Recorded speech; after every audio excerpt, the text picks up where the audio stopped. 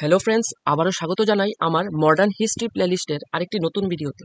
So আজকে আমরা যে জিনিসটা আলোচনা করুম এটা হলো তোমার কিতাব ভারতের আধুনিক শিক্ষার বিকাশ। এবার তোমরা একটা জিনিস বুঝতেইব, আজ যা পর্যন্ত আমি যেতটি ভিডিও আপলোড করছি সবটির ভিতরে শুধু কিতা যুদ্ধ, বিদ্রোহ, পিটাপিটি, মারামারি, কার সিংহাসন থেকে কারে সরাইছে, কেডা কিতা দখল করছে, কি নীতি অ্যাপ্লাই করছে, এইসব জিনিসও কিন্তু আলোচনা করছি। এবার তোমরা ভাবছো যে আমরা ভারতের ভিত্তিতে কি শুধু কি ফিটাফিটি হইতেছিল নাকি, সঙ্গে সঙ্গে কিন্তু আমরা ভারতের শিক্ষার দিকেও কিন্তু উন্নতি হইতেছিল, আধুনিক শিক্ষার বিকাশ হইতেছিল। এরপরে তোমরা আমরা সামাজিক ক্ষেত্রে আলাদা আলাদা বিকাশ হইতেছিল। তো আমরা এই জিনিসটিও তো ফলো লাগবো, যেহেতু আমরা এডুকেশন বলতে আমরা মানে এক্সাম পারপাসে পড়তাছি, তার কারণে আমরা এই জিনিসটিরও অবশ্যই গুরুত্ব দিয়ে পড়তে হইব, ঠিক আছে?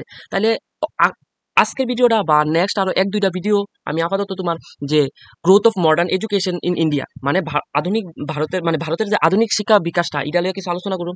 এর নেক্সট পার্টে আমরা যে সামাজিক কি কি মানে পরিবর্তন হইতাছে, কি কি আন্দোলন হইতাছে, এই জিনিসটা আলোচনা করুন। তারপরে আমরা আবার নেক্সট যে আমরা তো এখনো ন্যাশনাল মুভমেন্ট টুভমেন্ট সব হইতেছে এই জিনিসটা আলোচনা করবো। তাহলে আজকে আমরা কিতা পড়বো, আজকে যে জিনিসটা পড়বো তোমার আধুনিক ভারতের শিক্ষার বিকাশ। এটা আমি 4টা পিরিয়ডে পড়াবো, ঠিক আছে? যেমন ফার্স্ট পিরিয়ড 1758 থেকে 1812, এরপরে 1812 থেকে এরপরের পিরিয়ড, এরকম করে করে 4টা পিরিয়ডে চেষ্টা করবো আজকের ভিডিওটার ভিতরে এটা শেষ করে দেওয়ার, ঠিক আছে? আর এটি এখন যে ভিডিওটা মানে আমি করতেছি এটা কিন্তু তোমরা যেমন না খুবই কনসেপ্ট বিল্ড করা লাগবে এমন না, যেমন হিস্ট্রি আগের টিকিট আসলো কানেকশনের উপরে বেস করে নিয়ে আসলো। কানেকশন একটা না বুঝলে আরেকটা বুঝতে না। ইডিও যেমন না যে কানেকশন লাগতো না, বাট এটির ভিত্তিতে তোমার বেশি প্রয়োজন তোমার মানে এটা মনে রাখতে হবে, ঠিক আছে? এটি ওয়ান লাইনের ফরম্যাটে লিখছি, এটি লিখে দেওয়ার কোনো আলগা কনসেপ্ট তোমরা রেডি করানোর দরকার নেই। মানে এই দেখো, যেমন প্রথম কোশ্চেন কলকাতা মাদ্রাসা কবে চালু হয়, তো এটা তো তোমার আনসার জানতে হইব, তোমার এটা মুখস্থ রাখতে হইব, বুঝা গেছে?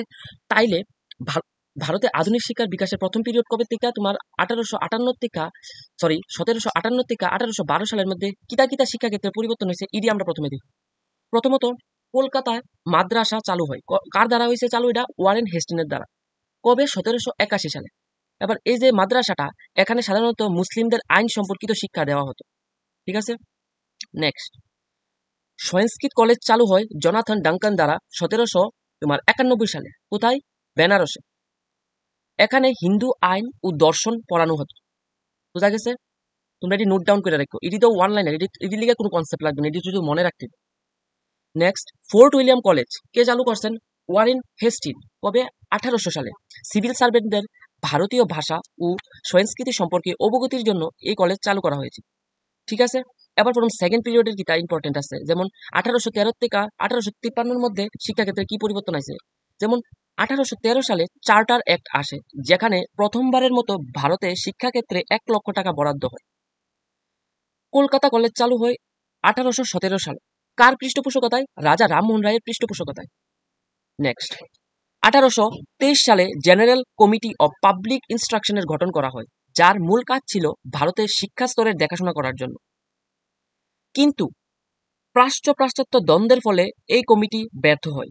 পরবর্তীকালে 1835 সালে ম্যাকলে মিনিটের মাধ্যমে দ্বন্দ্বের সমাপ্ত হয় এবং ইংরেজি শিক্ষার জন্য মানে ইংরেজি শিক্ষায় টাকা খরচের সিদ্ধান্ত নেওয়া হয়, বোঝা গেছে?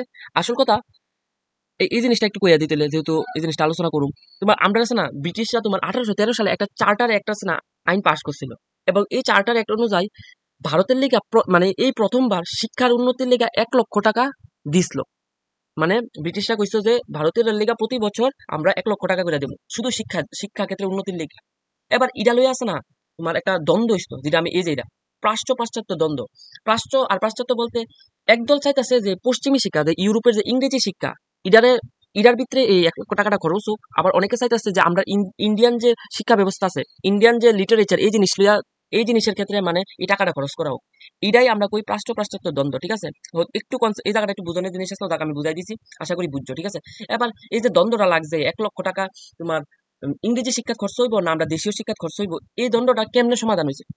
পরবর্তীকালে মানে 1835 সালে লর্ড ম্যাকলে তার মিনিটের মধ্যে এই দ্বন্দ্বটা সমাপ্ত করছে এবং সিদ্ধান্ত নেওয়া হয়েছে এই যে 1 লক্ষ টাকাটা এটা ইংরেজি শিক্ষায় এই টাকাটা খরচ করা হইব, বোঝা গেছে?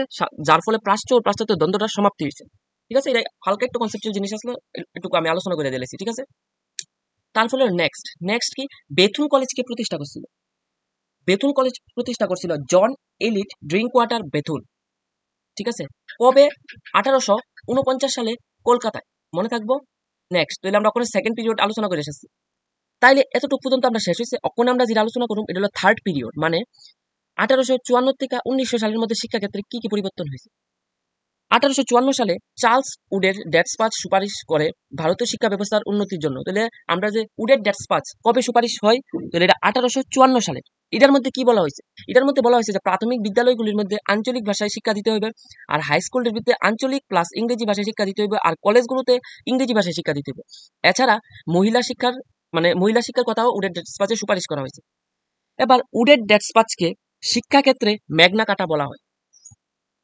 এবার ম্যাগনা কাটা জিনিসটা কিটা এটা আচ্ছা ঠিক আছে, তাহলে তোমরা আমি একটু কইয়ে দিই। মানে তোমার ইংরেজ ব্রিটিশটার একটা জিনিস আসলো, জিনিসটা বোঝার চেষ্টা করো।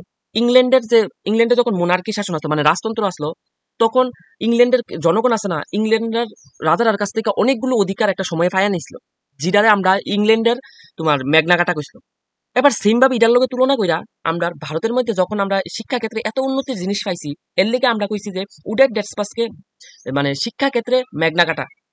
তাহলে বোঝা গেছে চার্লস উডের ডেটস্পাচটা কি, সুপারিশটার মধ্যে কি কি আলোচনা করা হয়েছিল। নেক্সট, 1882 সালে হান্টার কমিশন আসে, যার সভাপতি ছিলেন হান্টার।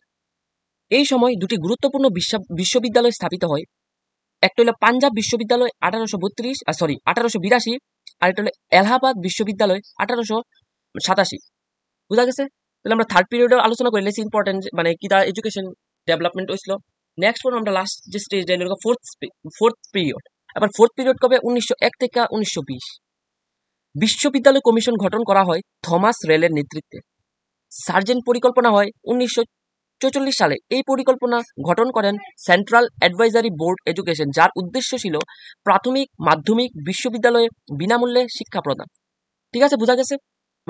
আমি মোটামুটি 4টা পিরিয়ডে ভাগ করে ইম্পর্টেন্ট যে এডুকেশন কি কি ইম্পর্টেন্ট ডেভেলপমেন্ট হইতেছিল আমি এটি আলোচনা করে দিচ্ছি আজকের ভিডিওতে। আই হোপ তোমরা এটি নোট ডাউন করে রাখো, কারণ এটি দিতে তো কনসেপ্ট কম, এটি তোমার কি মুখস্থ জানতে হইব, মনে রাখতে হইব। ঠিক আছে, তো এটি অবশ্যই তোমরা মনে রাখার চেষ্টা করবে। আজকের লেগে এতটুকুই। নেক্সট ভিডিওতে এর মধ্যে তো শুধু এডুকেশন কি উন্নতি হয়েছে এটা আলোচনা করছি। নেক্সট ক্ষেত্রে আমরা সমাজের ভিত্তিতে যে কুসংস্কার দূরীকরণ এইসব জিনিসগুলো তো আমরা অনেক জ্ঞানী জ্ঞানী ব্যক্তি আছে যারা অবদান রাখছে আমরা ভারতের ইতিহাসে, এই জিনিসটি আমি আলোচনা করব। ঠিক আছে, তাহলে আজকের লেগে এতটুকুই।